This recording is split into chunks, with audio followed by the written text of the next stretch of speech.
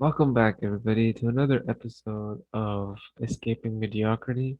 Today, it is too early for me. It's what, 8:30? I mean, some of you might be thinking it's just, the start of the day. I'm not a morning person, but heck, for who doesn't believe in that? Today we're going to be talking about how uh, what are we going to talk about, Sharon? You've clearly not woken up. Yeah, moving abroad from Pakistan to Canada for you and the UK for me. Also, Yes. sorry to interject, but you might want to take your headset off. The voice is just Oh, what? the viewers aren't gonna. Exactly. Let me just. Uh, okay. Wait. It's not that bad, but I Okay, think okay. it's better without I think headset. now you can hear me better. Yeah, it's better now. Yeah. All right, cool. Switch. So, how do we want to start? So, let's go back to our motivations for moving abroad. Yeah, Honest yeah. motivations. Honest motivations. I just never got into local Pakistani university because I was just too dumb and I didn't do metric or the other one, what's it called? FSC. The equivalency exam was not in my favor. And plus, it's just I Okay, was that's enough BS. What's the actual reason the for not applying actual to the Pakistani universities and only applying to Okay, Canadian? okay. You want the actual reason, Yeah, the not the actual, cover up. Okay. yeah. So the actual reason is I wanted to move out of my comfort zone, go into a country, a place, a city where everything's new to me, nothing's familiar to me, and I wanted to be on my own, independent. From very early on, I realized that if once you get comfortable in your comfort zone, there's no growth in there. Agreed. Yeah. So I took a flight and I flew off. Nice. I like that. And your city of choice was Montreal. My city of choice was Montreal. Of all the cities you could find in Canada, Montreal was definitely my choice because a not only was it a city where I had not been to, but also is a city that the first language was French. Yeah, Isn't I was it? gonna say. So did Montreal fit in your mantra of, I'm not sure if that's the right word, of getting you out of your comfort zone?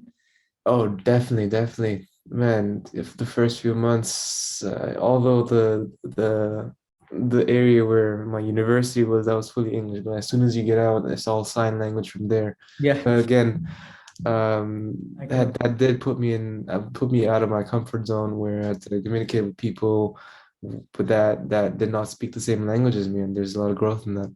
yeah, 100% agree. Moving abroad, even if it's like for you, there's like more of an extreme where you're moving abroad, you're an English speaking country, but you're unfortunately you're in a city that's mainly French speaking, right? And then apparently the French, I might be wrong. They're not the most welcoming. I might be wrong though. No, I got lucky because people here are a lot welcoming. They're lot more open, Nice. and I'd say it was a big fortune instead of a misfortune than to be going to school in Montreal. Yeah. It McGill was is a great university. For those of you who don't know, Ahmed went to McGill University, software yeah, engineering. yeah. It was Nice. all right. It was all right. There's a lot of Eng kids just roaming around me. But tell me more about Varun, tell me more about Bath University. How was it? Was it like how was the student life there? Tell me the So whole. my goals are very similar to yours. I wanted to just move abroad for obviously get exposure, get out of my comfort zone, and then basically just try to navigate life without my parents holding my hand and walking me through life. I was like, I'm 18 now. I want to, be 18, actually 18, not just be Mhm, 18, but just rely on my parents. mhm, So I didn't apply to any Pakistani universities. In fact, I actually did. I applied to IBA, got in, but I applied like in July. So it's like 1 month before my results. And mhm, at the end, I was sort of debating between IBA and going to the UK. But my dad was like, no, you're going to the UK now because I've made my mind up.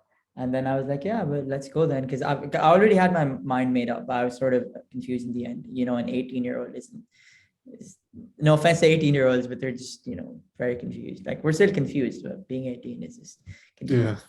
No, But being 18 is like a, it's a time where you have so much on your plate. You don't know which one. Yeah, I mean, you have so many paths to take. You could be at home and you could still go to university. You could leave the home. And so why tell me as an 18-year-old kid? Because coming from our backgrounds, um, we only start thinking about living on our own in our late 20s. So yeah, how did that thought come about of being an 18-year-old and wanting to be on your own? it's because so the year before I started Bath, I went to I visited the UK for the summer. It was a nice like 7 or 8 weeks here. I Mm-hmm. was like, wow, like I see these 16-year-olds like going out, like partying and making no decisions and being rude to their parents. I didn't want to be rude to my parents, but I was like, wow, like, I'd get smacked if I do that at 20 and they're Yeah. 16 and they're moving out, they've got their own places. And I was like, well, I wanna see what I can do independently. And yeah, so Mm-hmm. I chose Bath. Out of the choice I had, it was mainly between Bath and Warwick. Mm-hmm. Warwick was in a not a very nice city, Yeah. in Coventry, which is yeah, not great. Bath was nice and small, very posh, very safe. So I chose Bath. It was very nice. So I met like a different, like a wide range of people there. And also Mm. when and I'm like, let me know if you agree, but when you move from Pakistan, like it's like the biggest thing, even though we studied in an English medium school and we sort of were very accustomed to Western culture, but actually experiencing it at university, you Yeah. realize like how different people are and It's a how big like culture shock. it's a big, and then you realize like the way people approach stuff here is like it's completely different to the way people approach, like we're all humans, yes, but like Mm. honestly and it's sad to say that it's people are more accepting and a bit more open-minded in the West compared to places like Pakistan or India. And Oh, you're like, wow, 100%. you're like, people are accepting of these people. If that same person was in Pakistan, that people would like, and this is in very good like private schools, you would just destroy their self-esteem. I was like, wow, even if they're being fake, I still respect that. I still respect how you can be in the West and you can like completely disagree with one another. You could have completely opposite opinions, but you could still Mm. sit down and have a debate for hours in a very respectful manner. But in Mm. Pakistan, it gets heated. Not everywhere, but like I'm sort of generalizing, but like in most places, Mm. let's be honest, it's like people being very sensitive about Uh, politics, about I gender mean, classes. I think this is more of a case of diversity. Yeah, yeah. You see, coming from the country that we come from and like Southeast Asia, like that region. I mean, uh, we're all living similar walks of life, and there's not much to it. So anybody who's taking a different route in front of you, you find that odd. Yeah, exactly. Because of the lack of diversity, the lack of perspective. But this is not just moving. You don't have to move to a different country to know that. You can actually move to a different city. So let's say I'm from Islamabad, the capital of the Hey, country, the capital with the luscious greens, forests, and the beautiful beauty and the capital. views. Yeah, that's where I'm from. Meanwhile, this guy is from the beaches of Karachi. Um, yeah, so you know this man's wavy. Um, uh, Quick but note. yeah, so people in Islamabad, it's a very small little town. It's a Yeah, small city, and much more open-minded there, I've heard. yes and no, because you have most of the people you'll see are from only from that region. But if you Mm. go to Karachi, you have people coming from not all over the country, but you're coming from you're looking at people who go to Karachi from like China, from India. You have like foreigners working, living in Karachi. Man, I went to a local grocery store in Karachi and I met a Russian couple just walking around. And in Wow. that same grocery store, I saw a Chinese couple just looking at bread and stuff. And then in that same grocery store, I saw a Filipino family, and That's I mad. was like, "Where am I? This is International Expo." Like it made no sense to me. But being in that diversity, you realize, man, people are so different here, and you have to be willing to accept that. And likewise. flying off to a different country, much like ourselves, we understood that after seeing people of like different color, races, speaking different languages, Different accent. expressing them differently, you get to be more accepting. Yeah, I'd also like to say, like the people that we completely owe to the past 5 years that we've been in a completely different country. Mm, Do you mm, agree with that? We would not be the mm. same if we were still living at home. Not that living at home is Oh, bad. 100%, We would 100%. be completely the opposite. No, no questions, no questions at all. 180-degree shift. And yeah, and like very cliche, but like I strongly believe that everything does happen for a reason. Pain you're going Tell through. me, tell me, for the sake of the podcast,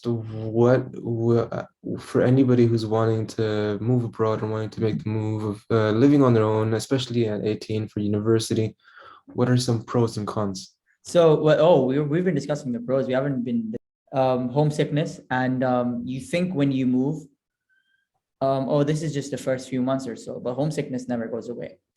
You only get better at dealing with it. So you Hmm. just accept it, and you're like, even though there's cons to living here, there's also pros. So life is a trade-off. You don't get positives of something without the negatives. So homesickness is a huge thing. The second thing is like consistently thinking what people would do if they were your friends back Mm. home. You'd be like, oh, if it was my friend from Karachi, they would do it differently. But the truth Man, is they're not. So we do that a lot. that that is very true, very true. People are doing Let me tell you a little story on just to add to what Farhan says. Like homesickness is very very real, and you have to learn to live with it. The way I learned to live with it is I chose an engineering major, so I couldn't care less about what I even looked like. I was just very busy in labs, in lectures, so I didn't even have the mental nerve to even think about me being homesick. But it only reflected. I only really felt that homesickness when there were like certain occasions. So, for Hmm. example, I celebrate Ramadan and having to spend 3 years of no, sorry, 2 years of Ramadan on my own because I had to work at an internship and I was just by myself. That was like a big, Like, familial season, getting together with family, and that was taken away from me. That's when it really hit me, being like, oh, where are my friends and family where I celebrate this? And even Eid, I was working on the day of Eid, and people celebrate with sweets. I celebrated with tasks and assignments. So that when you have to deal with that, I hate you. Yeah, I hate you. it does something to your head. So those are one of the cons. Another con I'd say is I I don't think know. the weather in Canada and London. Oh my God, let me show you the weather, man. Holy, this is what you have Oh to God, that is mad. That is insane. bro. Wow, I thought Bro. London was bad, but Yeah, this building let has me show you heating, guys. but just to look at the snow, it's getting me. There's It's I don't know if it's I, it's, it's giving me shivers. yeah, What? it's just Bro, gray over here, like 4 degrees. how gloomy does it get in London and for how Oh long? yeah, the huge part is London is just doesn't snow a lot. It just snows once every few years or so. It snows like, Hmm. but it's just Hmm. gloomy 8 months out of the year, and it rains. It doesn't rain. It drizzles out pretty much every day or so, and Yeah. it's generally just not a very it's not a temperature that you'd wake up and be like, I'm ready to smash my goals. You could wake up very excited and you just walk out. You'd be like, Hmm. man, I hate my life. But that is, yeah. We need to really, really finish this really quick because as you Yo, guys know, I'm we in a meeting room both in the office both and I'm of us working. have to go back to work, And and we had to Ahmed squeeze has this to start episode in. his work grind. But it was Yeah. nice to it's nice episode, and be sure to watch the next one. Thanks, guys. Sorry, guys. Sorry for the low energy, guys. I haven't had my coffee. I'm still half asleep, if you can tell by my eyes. But this has been a lovely episode. We'll catch you in the next episode very soon. You guys have a good rest of the day. Thanks, Peace. guys.